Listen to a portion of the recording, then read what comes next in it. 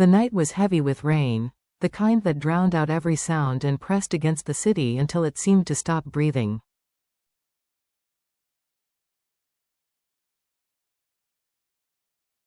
James sat alone in his office, the faint glow of a desk lamp tracing weary shadows across the walls.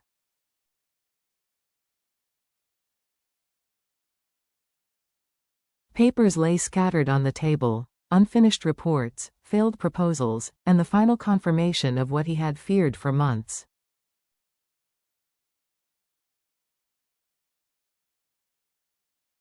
The company he had built from nothing was falling apart. He leaned back, removed his glasses, and pressed his fingers to his temple.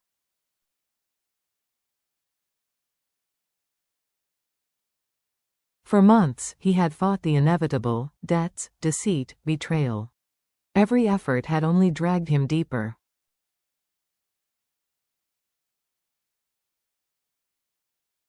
Once, his name had meant power, vision, success. Now it whispered of pity. He exhaled a breath that carried exhaustion and quiet defeat.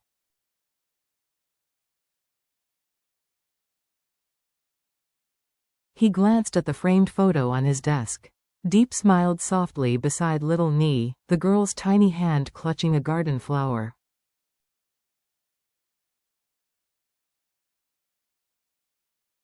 It used to be his source of strength. Tonight, it only reminded him how far he had drifted.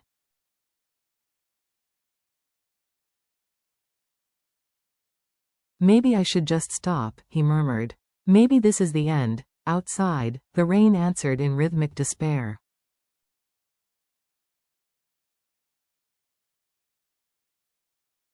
For the first time, James felt small, not as a CEO or a husband, but as a man who had given everything and still lost.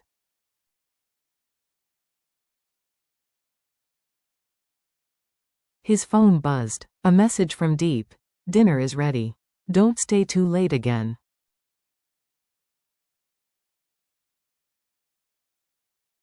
Nee drew a picture of you today.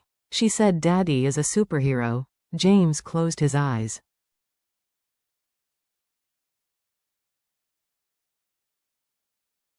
He didn't feel like a superhero.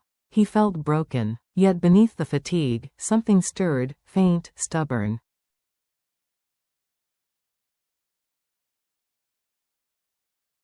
He picked up the photo again and traced Deep's smile with his thumb.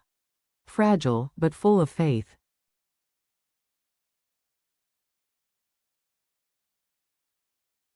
Faith he no longer had in himself. He sat there, caught between surrender and the memory of two people who believed in him.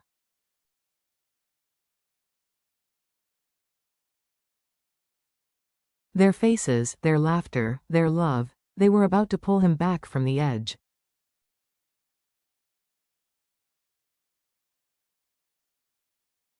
The next morning dawned clear. Golden light spilled through the window, touching the wet streets and the little house where Deep and Nee waited.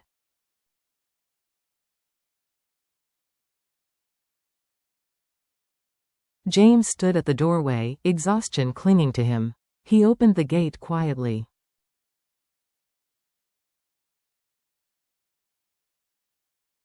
Laughter met him, Nee's bright, melodic laughter. He followed it to the kitchen.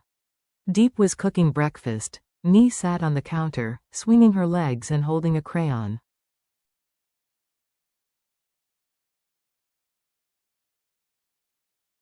Daddy, she shouted, running to him and wrapping her arms around his leg. James knelt down and hugged her tight.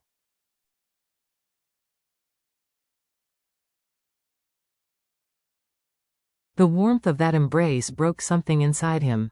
The heaviness began to fade.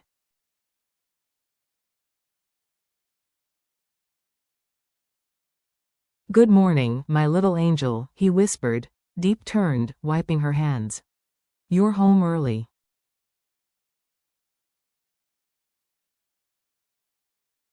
I thought you had another meeting. I cancelled it, he said quietly. I just needed to see you too.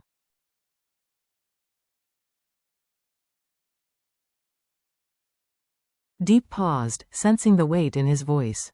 She didn't ask. Instead, she poured him coffee and said, "Sit down."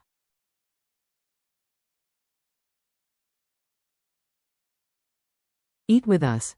Nee proudly showed James her drawing, a stick figure with a cape and a big grin.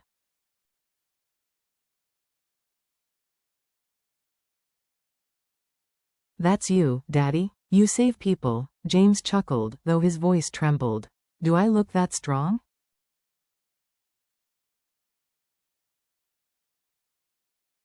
"You do to me," she said. Deep smiled softly. "She's right. You've always been strong, even when you think you're not."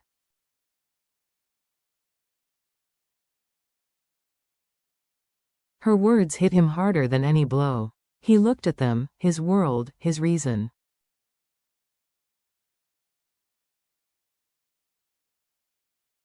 For the first time in months, James smiled. Not the smile of a CEO, but of a man rediscovering purpose.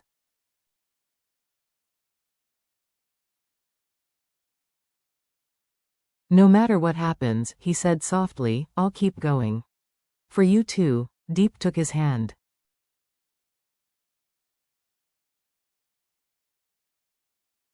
"That's all we ever wanted. Not your success, your heart."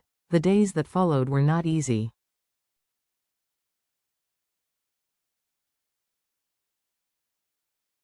The company was collapsing. Contracts cancelled, investors withdrawn, employees gone.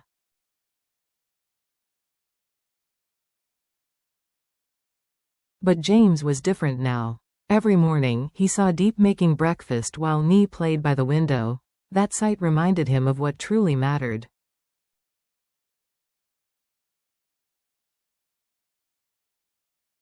One afternoon, as the sun dipped low, Deep found him by the window, laptop open but untouched.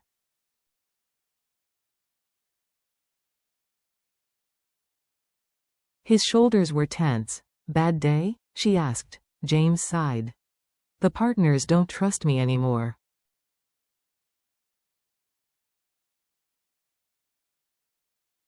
"After the collapse? I can't blame them." Deep sat opposite him, calm but firm. "Then show them why they should trust you again."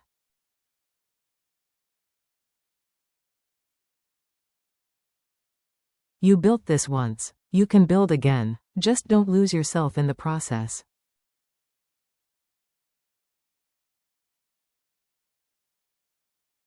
James smiled faintly. "You sound like a leader yourself." She chuckled. "Maybe I learned from one."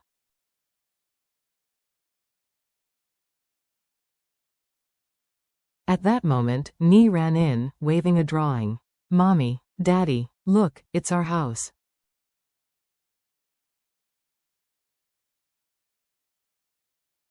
The drawing was chaotic but beautiful, 3 stick figures under a yellow sun. "We're all together, so no one's sad anymore, right?" Nee asked.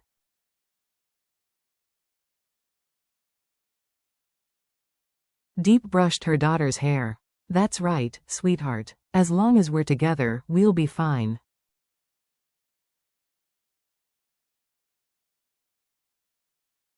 That night, after Nee fell asleep, James and Deep sat under the stars. The scent of night jasmine filled the air.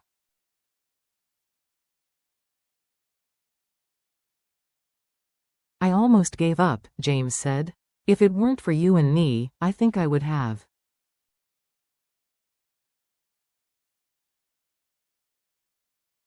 Deep turned to him. "Then let every fall remind you someone's there to help you stand again."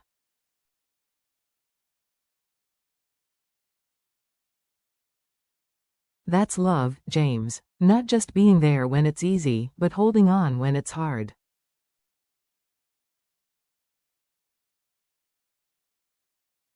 He looked at her, heart full. "You've always been my reason to try again, and you've always been my reason to believe," she whispered.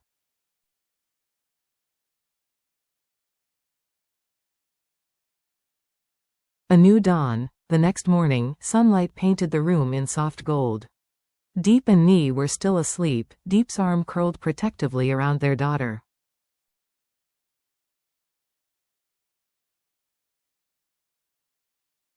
James smiled. For the first time in months, the weight on his chest was gone.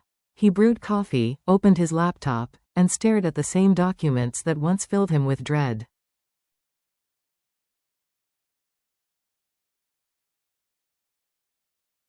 This time, they looked like opportunity. He began drafting a new plan, not for wealth or status, but for sustainability, community, and meaning.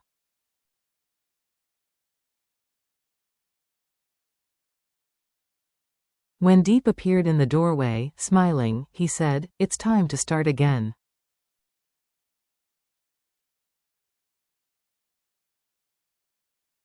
"Properly, this time?" she teased. "Properly," he confirmed. Later that day, they visited his old office.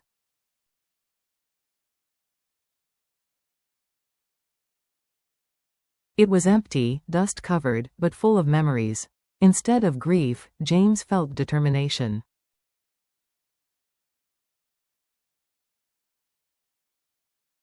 "I'll build something that lasts," he said. "Not just a company, but a future for us."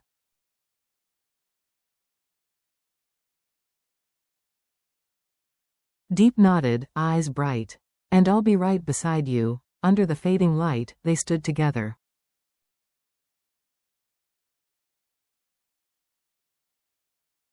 No storm, no failure, no scar could break them now. The bloom of a new life. Weeks passed.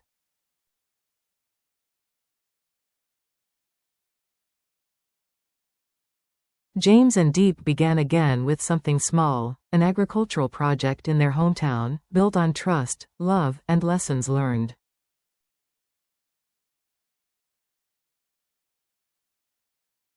James worked alongside farmers, while Deep led community programs. Nee's laughter filled their days, a constant reminder of what mattered.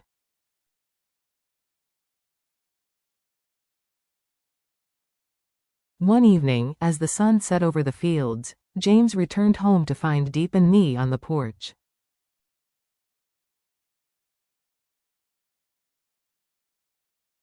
Nee was drawing, Deep humming softly. The golden light wrapped around them like a blessing.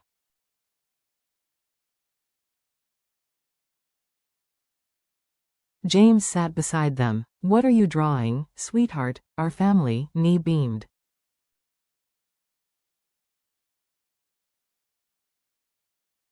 "You, Mommy, and me. We're all smiling." James's heart trembled. That single word, Daddy, meant more than every success he'd ever chased.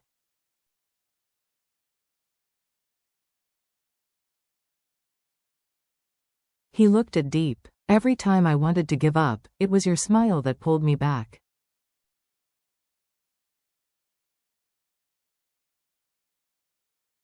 She took his hand. "And it was your strength that helped us stand again. The world had tested them.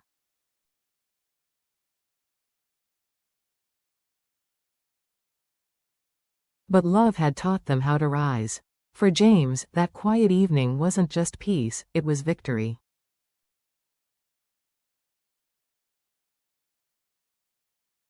Not the kind built on money or fame, but on heart.